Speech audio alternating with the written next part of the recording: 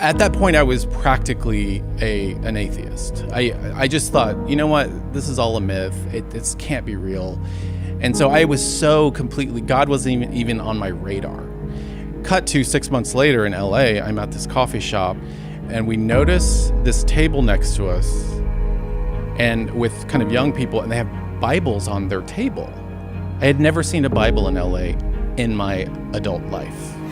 Becket Cook, welcome to the program.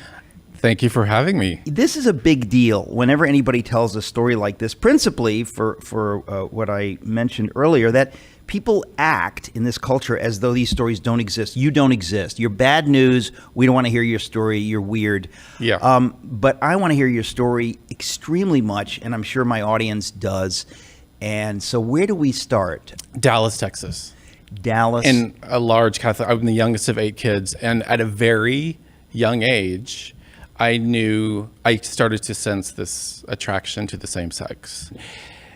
In that world, in Dallas and Catholic school, I mean, obviously it was forbidden. So I had this sort of double life, and kind of externally I was a normal kid, but internally I was wrestling with this kind of feeling inside and didn't know what to do with it. And I never thought of it as like a permanent condition. I just thought, oh, this will eventually pass and, you know, my life will be whatever, normal. But as I grew older and into high school, and my best friend in high school was gay. We came out to each other. And then in college, the same. I befriended a guy who was gay. We came out to each other in college. It was a whole thing. And then, so it wasn't really at that time my identity yet. It was kind of like this thing of, I don't know what this is, but I'm definitely attracted to guys. And it wasn't until after college I moved to Tokyo for a year, and my roommate's best friend from Dallas came to visit us in Tokyo, and he and we fell in love. That was when the identity of homosexuality became cemented, and I came out to my family, my parents. Now, what was that like for your parents? Because you said they were devout. Obviously, naming their kid Becket, it sounds like they are devout. Having 8 kids, I mean, you know when you're dealing with people who take it seriously, and you know when you're dealing with cultural or cafeteria Catholics, so-called. That must have been tough for your parents. It actually wasn't tough, strangely enough. My brother became an evangelical Christian. He was like the Martin Luther in my family, and kind of led this like this reformation in my family. And that was much more difficult for my parents than me coming out as gay to them. Wow. So when I came out to my parents as gay, they were like, "Oh, thank God he's not Protestant." Exactly. And that is very funny. I know. And they actually, it didn't take it badly, because I was the youngest of 8 kids. And so by the time they got to me and I told them, or they found out actually, they were just kind of like, they were really lovely about it actually. They were sweet. Sounds like it. And my dad was just great about it. And my mother cried, of course. And I told, at the time I was like, guys, it's fine. Like, it's okay. It's normal. Don't worry about me. Like, it's great. And, but yeah, they were pretty great about it. I moved to LA, so I was in this group of friends, and we kind of had this fun life, and there were 2 goals in our life. So everyone had the same goals. To make a mark on this world and do something really fabulous. Right.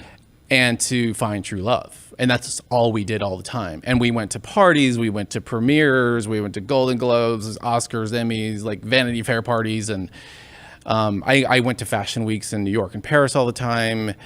And I had kind of a really fun life in LA.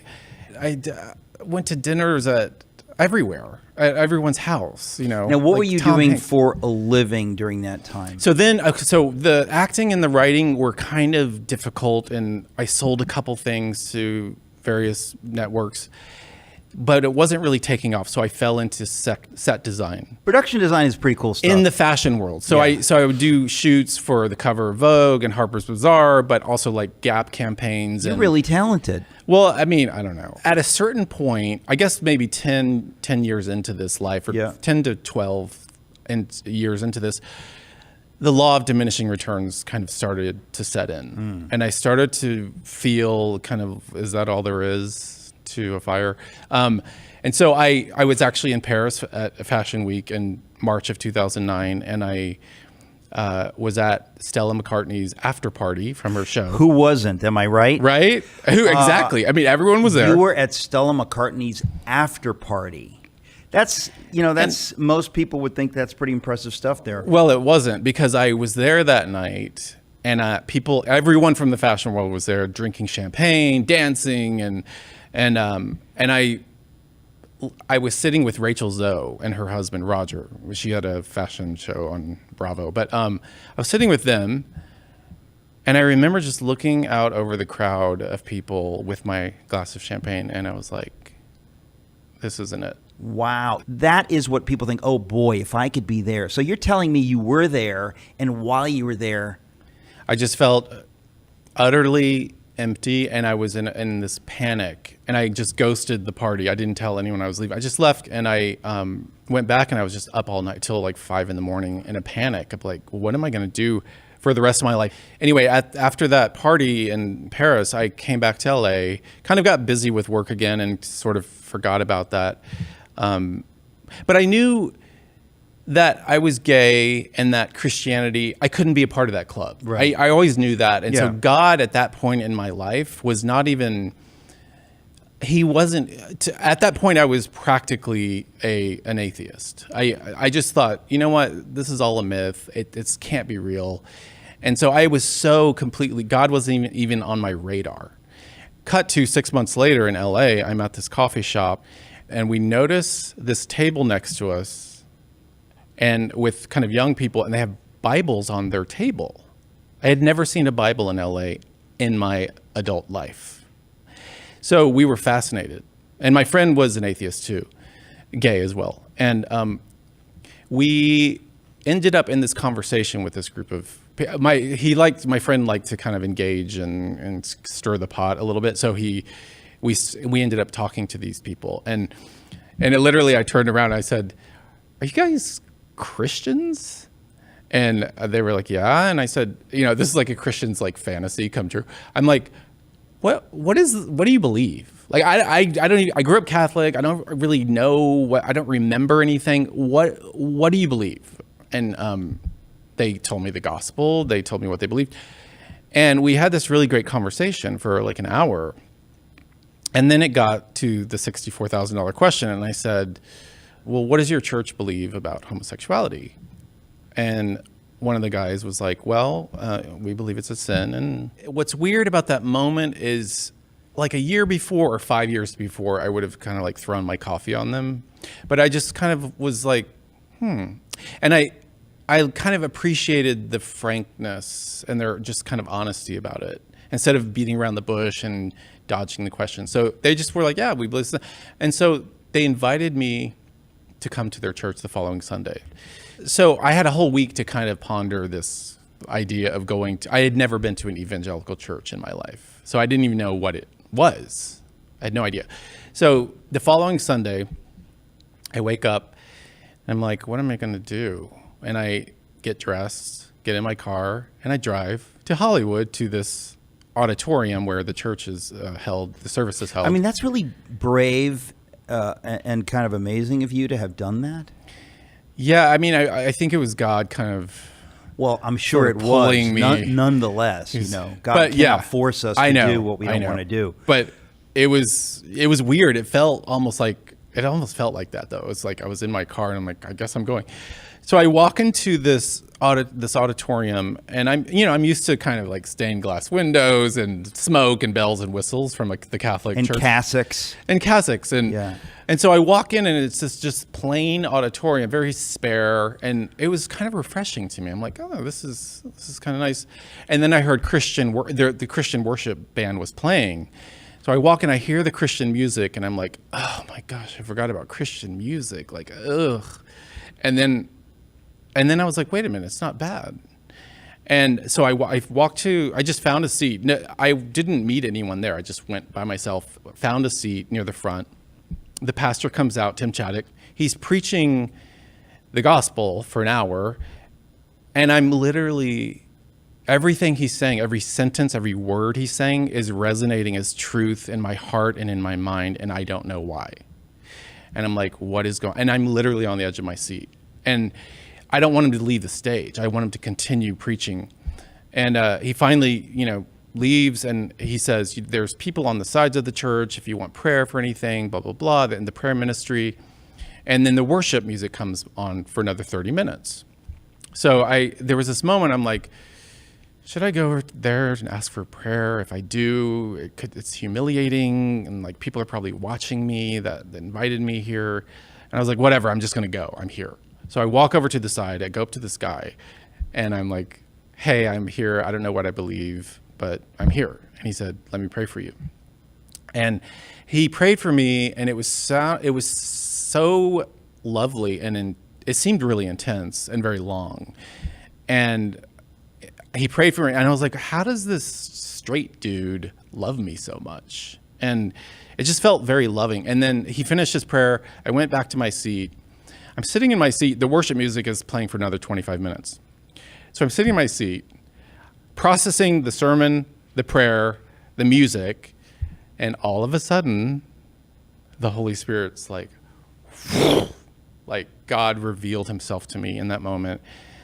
And I was like, whoa. Now, what do you mean? Because I'm sure there are many people listening saying, well, what does that mean, the Holy Spirit? You mean you felt the palpable presence of God suddenly? Yes. Okay. And it was like in my mind's eye. It was like I could see, it was almost like the curtains had finally parted, and I could see the truth, reality for the first time in my life. And I was like, oh my gosh. It was like Isaiah in the temple when he sees the holiness of God and comes undone.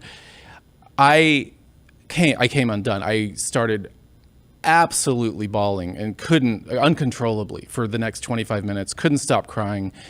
And God in that moment was like, I'm God, Jesus is my son, heaven's real, hell's real, the Bible's true, you're now adopted into my kingdom, welcome. And I was just like, whoa. And I was crying not only because I just met the King of the universe, Jesus Christ, but I was also crying over my sin. So I had this kind of supernatural encounter with God. It wasn't kind of supernatural. It was major supernatural. It was definitively supernatural. It was like Paul wrote to Damascus kind of stuff. I mean, it was that intense. It was that intense. It was that intense. Now, were there people around you wondering if you're okay? Yeah, that's funny because there were people actually got very concerned about me because I was retching. I mean, I was crying so hard that people thought they needed to call someone. Did they use the paddles on you? Yes, yeah, they did. But Jaws of life. Yeah, the jaws of life. Okay. But in that moment, I also knew so clearly. I mean, it was like everything just came, like God was like, just downloaded all this stuff on me. And I knew in that moment that being a gay man was no longer who I was, and that wasn't going to be a part of my life anymore. I just knew instantly. See, that's what people find so hard to believe, because your book is A Change of Affection, A Gay Man's Incredible Story of Redemption. The incredible part, because I think there are many people, when they hear someone talking about a spiritual experience, they say, well, that's great for you, but that can't happen to me. But it sounds to me like you were one of those people to whom it couldn't happen until it did. Yeah, I got home and I got into bed to take a nap because I was so overwhelmed by what had just happened. And God, it was like Moses in the cleft of the rock. God did it again. He just was like, and I was like, whoa. And I jumped out of my bed crying again. And I just, in the middle of my bedroom, I was like, God, you have my whole life. Like, this is it. And I was done. I was just like, this is it. It's my life. I couldn't stop reading the Bible and listening to I listened to like 20 sermons a day. I was obsessed. That's fanaticism. It's fanaticism. Anything more than 18, fanaticism. I listened to all of Tim Keller's oeuvre and then like all these other, Dick Lucas and all these other guys. So, and then I continued in doing set design, but I knew God had some kind of calling on my life. And then a few years later, God paid for seminary for 4 years, and that was an amazing experience. And then I wrote while I was in seminary, I wrote the book. And here we are. Thank you for writing this book. Thank you for living your life. The book is A Change of Affection. Becket Cook is the author. And Becket, really, just a joy to get to know you. Thanks for coming on. Thank you for having me.